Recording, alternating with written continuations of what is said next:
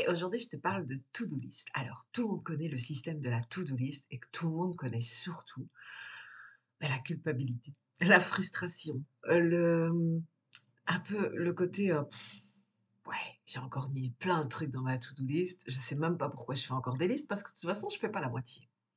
Eh bien, aujourd'hui, je te parle d'une technique, d'une astuce, d'un conseil, tout simplement, pour enfin réussir tes to-do list. Et pourquoi c'est important de réussir tes to-do list? Non pas parce que c'est important spécialement de faire une to-do list si tu n'en as pas le besoin, mais surtout pour entretenir ta satisfaction, entretenir justement ce sentiment de réussite qui va t'apporter de la motivation dans la suite.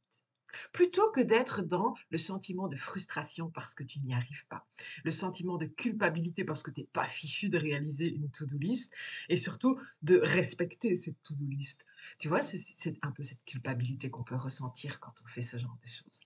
Eh bien, le simple conseil alors bien sûr qu'on peut faire des to-do list, à long terme, donc quand tu fixes ton objectif et ça c'est un peu ma spécialité, donc je ne vais pas te dire le contraire. Quand tu fixes un grand objectif, tu vas d'abord le diviser entre guillemets en to-do list, en étapes grossières, c'est-à-dire, voilà, les grandes étapes de ce que tu dois faire.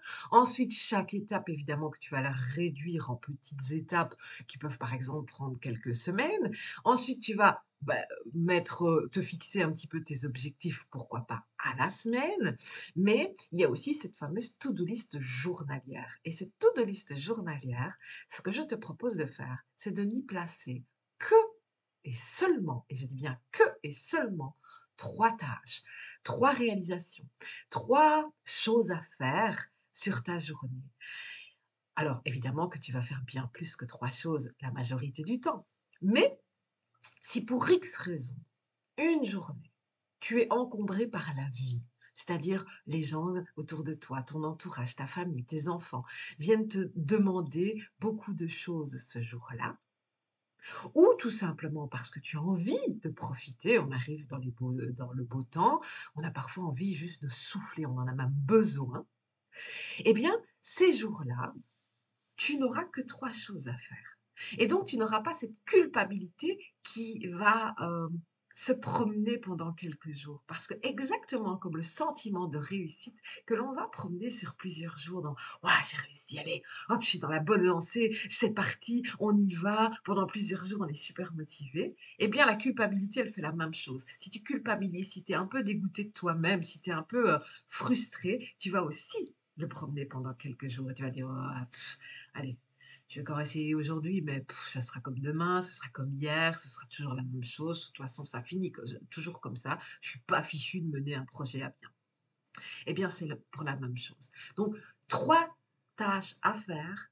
Dans la première raison, c'est au moins, si tu as une journée un peu moins bien, tu n'auras que 3 tâches à réaliser. Et donc, tu finiras ta journée en te disant: «Ah, j'ai quand même réussi à faire mes 3 tâches». Et ça, c'est déjà bien. Ensuite, pourquoi aussi seulement 3 tâches? Parce qu'en plus, ça va t'obliger à, réussir à prioriser tes actions. Parce qu'on a tendance à toujours donner la même importance et l'urgence à beaucoup de choses, alors que la réalité, des vraies urgences de la vie, il n'y en a quasiment jamais. J'ai envie de te dire, peut-être les seules urgences réelles de la vie seraient, ne pas te laisser mourir de faim, avoir un toit sur ta tête, peut-être. Le reste, rien n'est extrêmement urgent. Rien n'est extrêmement urgent. Par contre, en effet, qu'il existe des choses, des tâches, des actions à mettre en place dans un certain ordre. Comme quand on construit une maison, on ne commence pas par le toit, évidemment. Donc, c'est dans cette idée-là que tu dois commencer à réfléchir et c'est aussi dans cette idée-là que tu dois réfléchir à: quelles sont les 3 tâches essentielles que je dois faire aujourd'hui et pour lesquelles je n'irai pas me coucher si je n'ai pas réalisé ces 3 tâches? En agissant comme ça va t'obliger à sélectionner vraiment les tâches les plus importantes pour toi. Ça va t'éviter d'être frustré en fin de journée si pour X raison tu as eu des empêchements qui t'ont fait ne réaliser que 3 tâches et ensuite, Évidemment que tu vas réaliser plus de tâches. Mais au moins, quand tu auras réalisé ces 3 tâches-là, tu te diras: «OK, maintenant tout ce que je vais faire en plus, ce ne sera que bénéf. Ce sera du bonus. Ce sera: "Allez, on y va, on continue parce qu'on est dans une bonne journée, on va en profiter". On va prendre peut-être de l'avance pour les autres jours».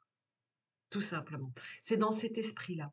Ne fais pas, «Je dois courir pour faire les choses». Non, fais simplement les choses que tu as à faire et tu verras que ta frustration sera moins importante, tout simplement. Et puis n'oublie pas une chose, il vaut mieux être dans l'état d'esprit quand tu vas te coucher: «Ah, j'ai réalisé 3 tâches.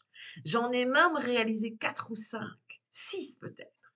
Waouh, c'était une belle journée. J'ai réalisé ma to-do list et encore plus». Que et donc au final, finir ta journée avec 6 compétences, 6 tâches, 6 actions réalisées importantes pour toi. Que de faire une to-do list où tu vas y mettre 10 choses et pour laquelle, même si tu réussis à faire 6 actions de cette liste, tu seras déçu parce que tu n'auras pas fait ces 10 choses. Alors que la réalité, c'est que faire 6 actions sur une journée, bah, certaines journées, c'est déjà pas mal.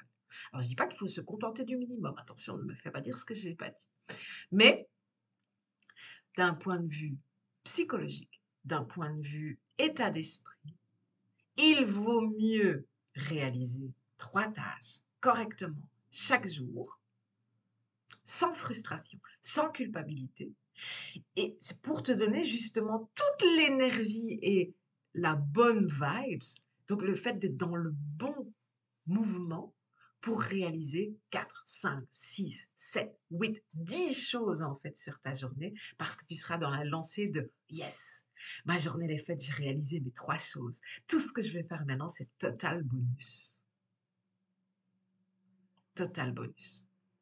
Et quoi qu'il arrive, même si tu ne te contentais que des 3 choses par jour, ce sera toujours mieux que 10 choses un jour, 6 le lendemain, 2 le surlendemain parce que tu es totalement désespéré de ne pas avoir réussi ta liste d'avant.